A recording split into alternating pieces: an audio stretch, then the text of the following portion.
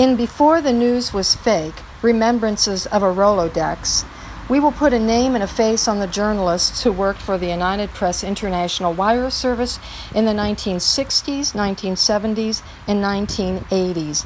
These were nameless, faceless individuals who were out there working for the stories, doing nothing more than getting the truth out.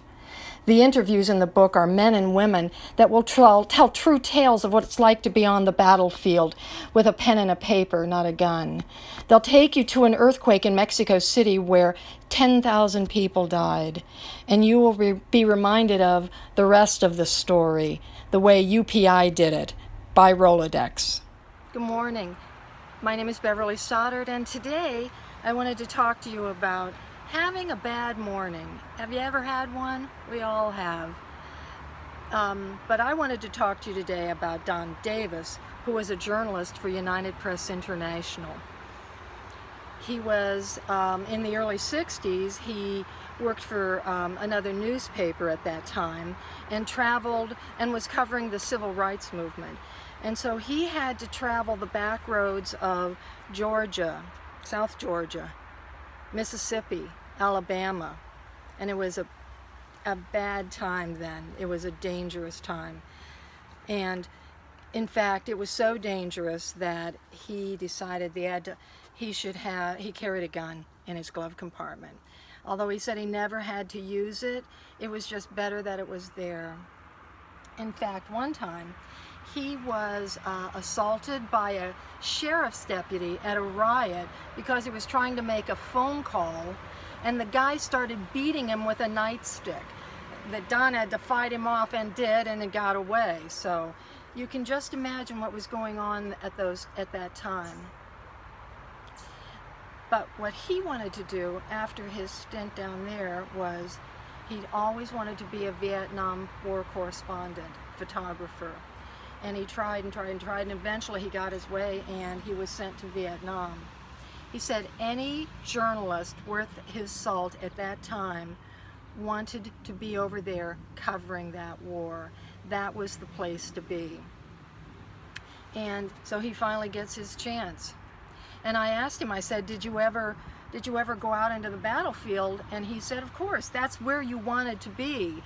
And he said, remember, this was a helicopter war, and we were civilians, and we were credited to the Army, so we could literally get on any helicopter, any plane, and go anywhere we wanted to on the battlefield, and that's what we did. That's what we did. And then he said that you could get up in the morning, go out to the battlefield, return by 5 o'clock that night, get set up for the press briefing that the military was putting on, and he said we'd sit there and we'd hear them lie about it. Remember, they were out there. They saw what went on. That's where they wanted to be. He said it was far more fun being huddled in a ditch than being back in a Saigon bar drinking and just getting drunk.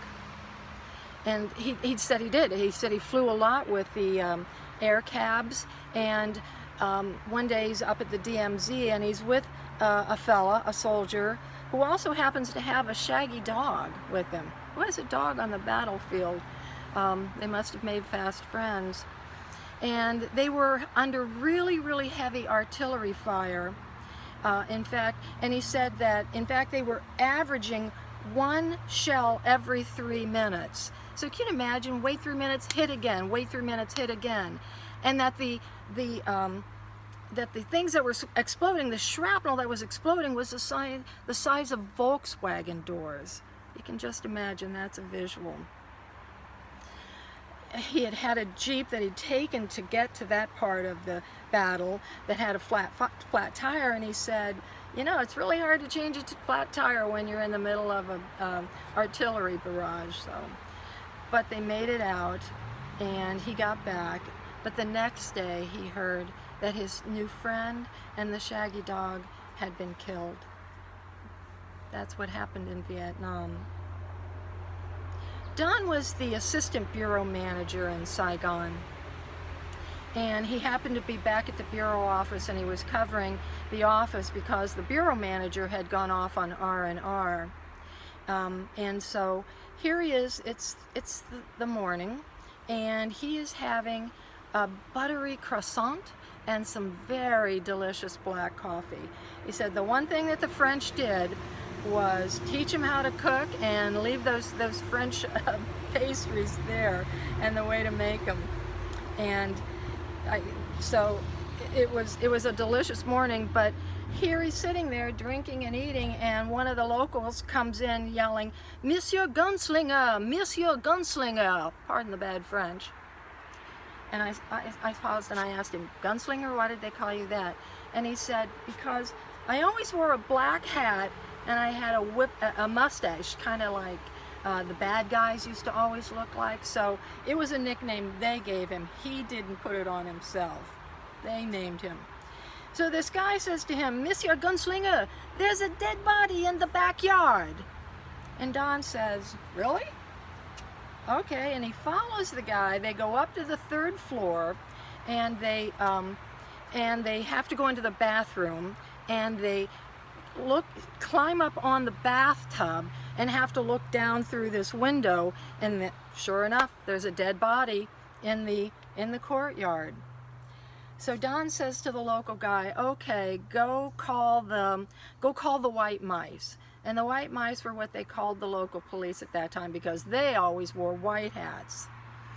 And Don makes his way back down to the office, and then the assistant office manager comes up to him that morning and says, "Oh, you got to call. The foreign minister is on the phone and he has to talk to you." And Don thinks, all right, what's this all about now?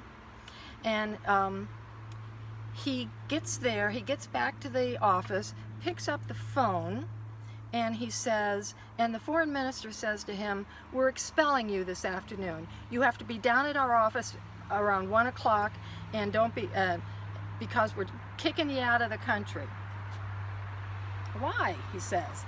He said, "Because you have distorted reporting. That's why."